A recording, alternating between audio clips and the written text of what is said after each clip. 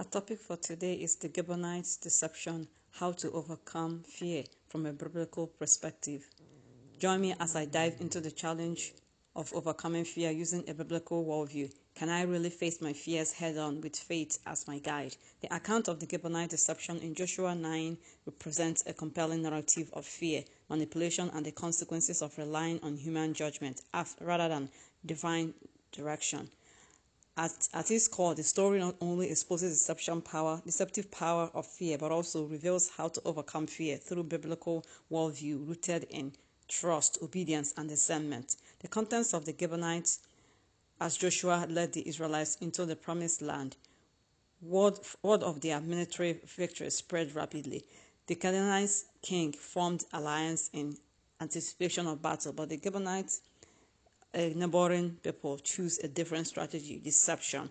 Fearing alienation, they disguised themselves as travelers from a distant land and persuaded the Israelites to make a peace treaty with them. The key failure in this episode is captured in Joshua chapter 9 verse 14. The Israelites sampled their provisions but did not inquire of the Lord. Now let's read this story in the book of Joshua chapter 9. Joshua chapter 9. Now when all the kings west of Jordan heard about these, the kings in the hill country, in the western foothills, along the entire coast of the Mediterranean Sea, as far as Lebanon, the king of the Hittites, Amorites, Canaanites, Perizzites, Hivites, and Jebusites, they came together to wage war against Joshua and Israel. However, when the people of the Gibeon heard what Joshua had done to Jericho and Ai, they resorted to remorse. They went as a delegate whose donkeys were loaded with torn-out sacks and old wineskins, cracked and mended. They put worn and patched sandals on their feet and wore old clothes. All the bread of their food supply was dry and moldy. Then they went to Joshua in the camp at Gilead and said to him and the Israelites, "We have come from a distant country. Make a treaty with us." The Israelites said to the Hivites, "But perhaps you live near us. How can we make a treaty with you?" "We are your servants," they said to Joshua. But Joshua asked, "Who are you, and where do you come from?" They answered, "Your servants have come from a very different country because of the fame of the Lord your God, but we have heard reports of them, all that he did in Egypt, and all that he did to the two kings of the Amorites east of Jordan, Sharon king of Hebron, and Og king of Bashan, and who reigned in Asherah. And our elders and all those living in our country said to us, 'Take provisions for your journey. Go and meet them and say to them, "We are your servants. Make a treaty with us. This bread of ours was warm when we packed it at home on the day we left to come to you. But now see how dry and moldy it is. And these wineskins that were filled were new, but see how cracked they are. And our clothes and sandals were worn out by the very long journey." The Israelites sampled their provisions, but did not inquire of the Lord. Then Joshua made a treaty of peace with them to let them leave, and the leaders of the assembly ratified it by oath. 3 days after they made the treaty with the Gibeonites, the Israelites heard that they were their neighbors living near them. So the Israelites set out on the third day, came to their cities, Gibeonite, Kebarat, Berat, and Kerat Joseph. But the Israelites did not attack them, because the leaders of the assembly had sworn an oath to them by the Lord, the God of Israel. The whole assembly grumbled against the leaders. But all the leaders answered, "We have given them our oath by the Lord, the God of Israel. We cannot touch them now. This is what we will do to them. We will let them live, so that God's wrath will not fall on us for breaking the oath as we swore to them." They continued, "Let them live. Let them be woodcutters and water carriers in the service of the whole assembly." So the leaders promised them to So the leaders promised to keep them to them. So the leaders' promise to them was kept. Then Joshua summoned the Gibeonites and said, "Why did you deceive us by saying we live a long way from you, and why actually you live near us? You are now under a curse. You will never cease. You will never be released from service of woodcutters and water carriers from the house of my God." Then they answered Joshua, "Your servants were clearly told how the Lord your God had commanded his servant Moses to give you the whole land and wipe out all its inhabitants from before you. So we feared for our lives because of you. That is why we did this. We are now in your hands. Do to us whatever seems good and right to you." So Joshua saved them from the Israelites, and they did not kill them.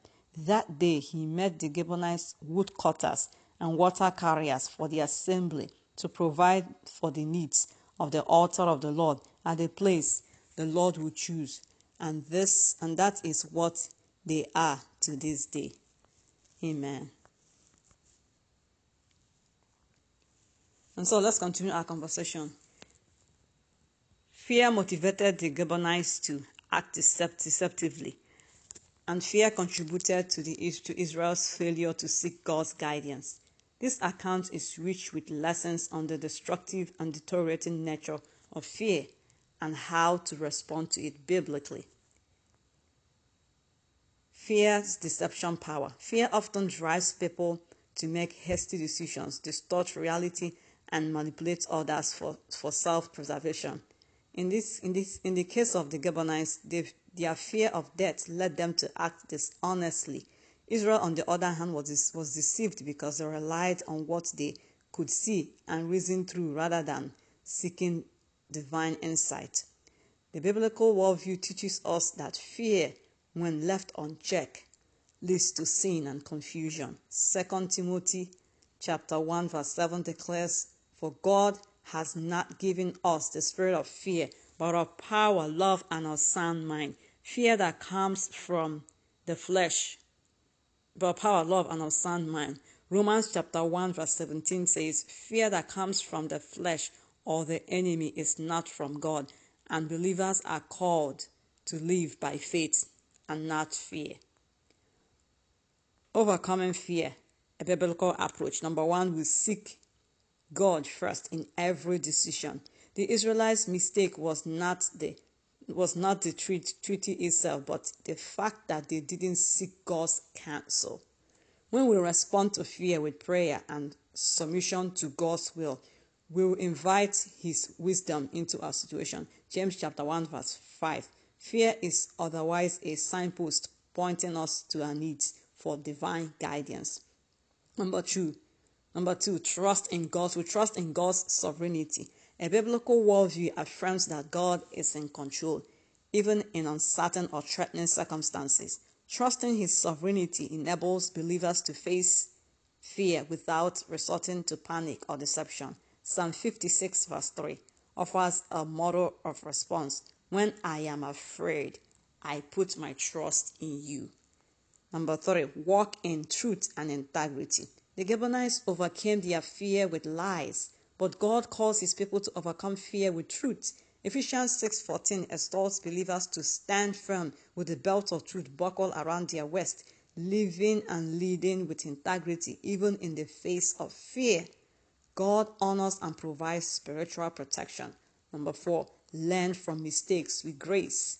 Though the Israelites erred, they honored their covenant with the Gibeonites, demonstrating accountability and a commitment to their word. When we make fear-based mistakes, God calls us to repentance, restoration, and growth, not condemnation. Romans 8 verse 1. Grace transforms failure into testimony. In conclusion, the Gibeonites' deception is a cautionary tale and call to courage.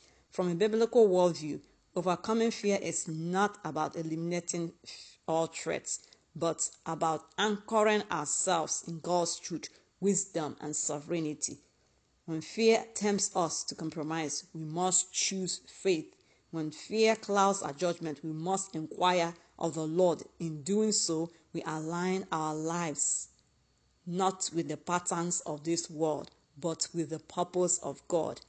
And with the purpose, in the purpose of God, there's a sure path of peace and victory that is guaranteed. God bless you. Amen.